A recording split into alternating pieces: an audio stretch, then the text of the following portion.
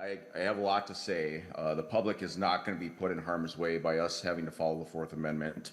As Senator Green said, I've showed this to sheriffs and police officers that I know, and reading through the bill would just make the conservation officers also have to get a warrant in a time they might need to get one.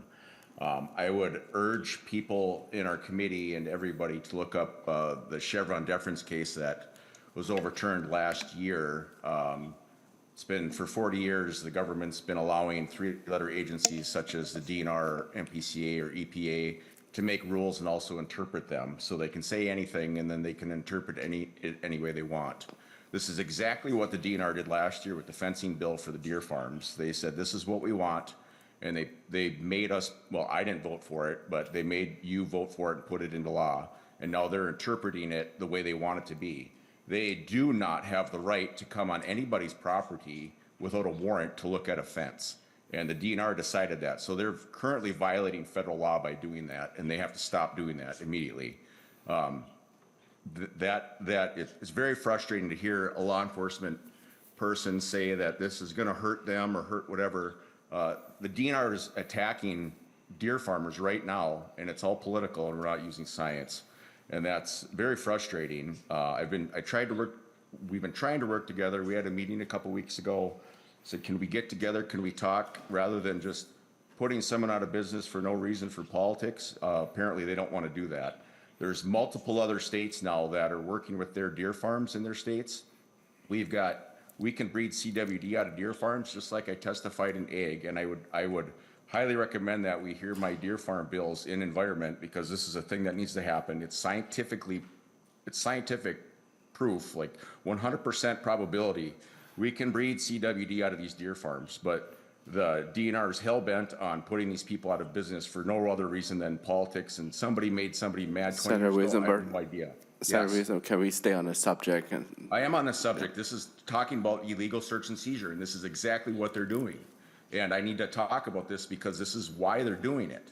So I'm in this committee. I get to talk on this subject. So in the law that they've made, when they are going on to properties illegally, violating the Fourth Amendment, the law says if a farmer isn't following their fence law, they can kill their animals. Would you imagine if a sheriff went onto someone's dairy farm and some cows got out and they said, oh, your fence is down, we're gonna kill all your cows? That's what our state law says. Deer in Minnesota are considered livestock, but they're not treated that way, and that's violating federal law. Right now, the deer farmers they're even at higher standards than what the USDA recommends. And what the DNR is doing is using their authoritarian principles to try to put them out of business by not following our Constitution. We took an oath to uphold the Constitution, and it really frustrates me that these people think they don't have to follow it. Now, if someone's doing something bad, if someone has drugs or someone's shooting people or someone has 10 deer and they saw them do it, yeah, they're gonna go in there, they're not gonna get a warrant. But we're going and we're ruining people's livelihoods just to put them out of business. One of the deer farmers in my district had a conservation officer show up at their house, didn't even look at the fence, and gave them a failing grade. They didn't even look at the fence.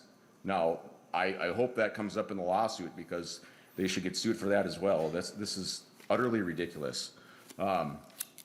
Another thing I've been talking to these people about with these illegal searches and seizures that the DNR is doing, I've got deer farmers in my district who are veterans, and they are literally going through PTSD right now. The DNR is making these people worry and like have to go seek counseling. So the DNR is not only going to put these people out of business, they're going to make them sell their homes and their land.